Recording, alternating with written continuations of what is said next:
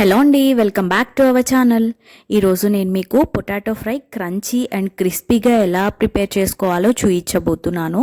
యాక్చువల్గా చాలామందికి potato fry ముద్ద ముద్దగా రావడం, ఆయిల్ ఇంకా ఎక్కువ వేయాలేమో అనేసి ఆయిల్ వేసేసి ఫ్రై చేసినా అది ఇంకా బాగా ముద్దగానే వస్తూ ఉంటుంది. కాకపోతే నేను ఎప్పుడు ఫాలో అయ్యే ప్రాసెస్ ఒకటి నేను మీకు చూపిస్తాను. ఇలా ఫాలో అయితే మాత్రం పక్కా ఆయిల్ తక్కువ వేసుకొని క్రంచీగా క్రిస్పీగా అయితే ప్రిపేర్ చేసుకోవచ్చు. ఇప్పుడు ప్రాసెస్లోకి వెళ్దాం. నేను నాన్ స్టిక్లో ఏమీ చూపించట్లేదు. నాన్ స్టిక్లో అయితే ఈజీగా వస్తుంది, కాకపోతే దీంట్లో చేస్తే టేస్ట్ కూడా డిఫరెన్స్ ఉంటుంది. నేనైతే నాన్ స్టిక్లో కంటే ఎక్కువగా ఇట్లానే ప్రిఫర్ చేస్తాను. ఫస్ట్ ఆయిల్ యాడ్ చేసుకొని పోపు దినుసులు అన్నీ వేసుకోవాలి. పప్పులు అయితే శనగపప్పులు అయితే నేను కొంచెం ఎక్కువగానే వేస్తాను. అలానే కరివేపాకు, మిర్చి ఒకటి వేస్తున్నాను.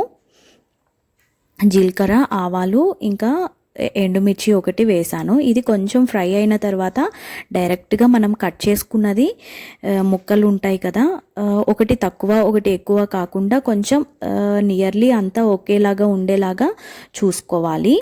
ఇవి వాటర్లో యాడ్ చేసి ముందే ఉంచడం అలా కూడా ఏమీ అవసరం లేదు.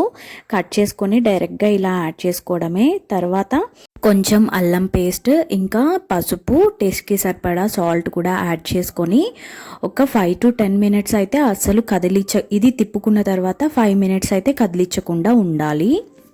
ఇక్కడ చూడండి, కొంచెం కింద బ్రౌనిష్గా మీకు కనిపిస్తుందో లేదో తెలియదు, కానీ కింద బ్రౌనిష్గా వచ్చినప్పుడు మనం కదపాలి. ఆ లోపు మనం కదిపాము అంటే పక్క ముద్దగా అయిపోతుంది. దీనిలో ఇక్కడే అన్నమాట, ఇదే టిప్ ఫాలో అయితే పక్క మనకి క్రిస్పీగా క్రంచీగా వస్తుంది. ఇలాగా కొంచెం కింద బ్రౌనిష్ కలర్లో వచ్చిన తర్వాత ఇలా తిప్పుకొని ఎక్కువసేపు కూడా తిప్పకూడదు. అలా ఎక్కువసేపు తిప్పామంటే అది ఆల్రెడీ బాగా కుక్ అయి ఉంటుంది కాబట్టి వెంటనే ముక్కలు హాఫ్ అయిపోవడం అలా అయిపోతాయి. సో అలా తిప్పుకున్న తర్వాత వెంటనే కారం వేసుకోవాలి. కారం వేసుకుంటే కొంచెం పీస్ అనేది గట్టి పడుతుంది. అందుకే వెంటనే కారం వేసుకొని ఇంకా లైట్గా మసాలా అయితే వేస్తున్నాను. మసాలా అంటే ధనియాల పౌడర్ వేస్తున్నాను నేను. మీకు అవసరం లేదు అనుకుంటే స్కిప్ చేయొచ్చు, లేదంటే గరం మసాలా కూడా యాడ్ చేయొచ్చు. ఇలా వేసుకొని ఇప్పుడు ఒక 5 minutes అయితే టైం పడుతుంది.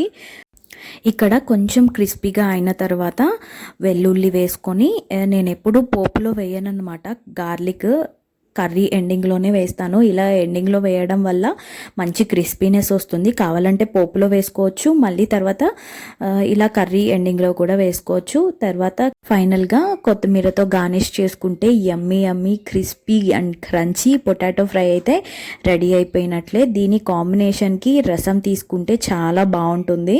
సో మీరు కూడా ఈ టిప్స్తో ఒకసారి ట్రై చేయండి. ఎలా వచ్చిందో నాకు ఒకసారి కమెంట్ చేయండి. Thanks for watching. మళ్ళీ ఇంకొక వీడియోలో మళ్ళీ కలుద్దాం. Take care, bye.